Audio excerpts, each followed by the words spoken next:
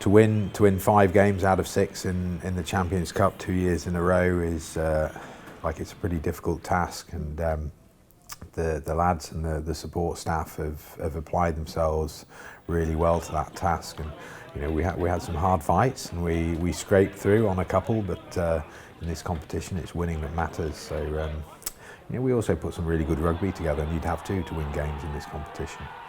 Playing teams like Harlequins and Bath, and Bath are obviously a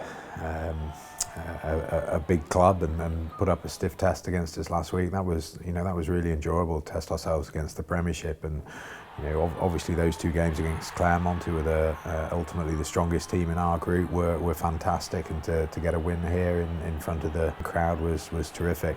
The experience for the lads over there, and us as a coaching group to go to a French Giants club and a full stadium and biggest crowd that they've had ever at that club, and to play in that atmosphere was excellent. And we'll take a lot of learnings from that, because we came away from that thinking that if we'd played as well as we could in that first half, we could have won that game. And look, we weren't far off, but ultimately we couldn't get it across the line.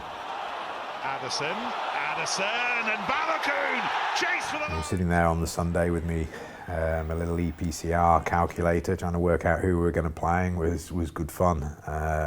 And to be honest, it didn't really matter. When you're going away from home at the quarter-final stage, you're playing one of the best 4 teams in Europe, and whether it was Toulouse, whether it was Exeter, Claremont, Racing, at certain stages it could have been any one of those, and the only thing we didn't know was we weren't going back to Aviva to play Leinster. So Toulouse, look, out of all those teams, I'd say they're one of the strongest.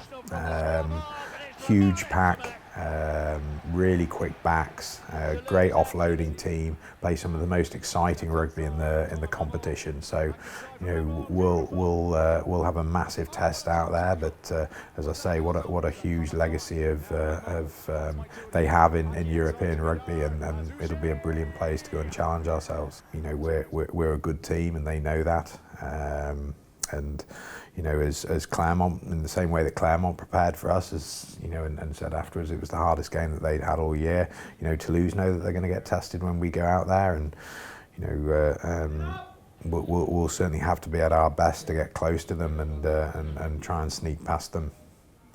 Taking it to the next step is improving performance. To a huge extent, we can't control whether we win or not, because we don't control what the opposition are and what they do, and there are lots of things around that we can't control. So what we can control is our performance, our preparation, and we did a really good job in preparing for the quarter-final last year, and we on that day we probably played somewhere near our best, but ultimately that wasn't good enough, because Leinster were a better team.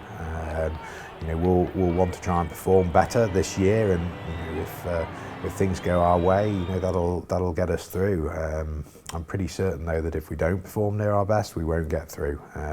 The benchmark for me is always around performance. Are we improving? Are we getting closer to the goal of how we want to play? And hopefully the results come with that.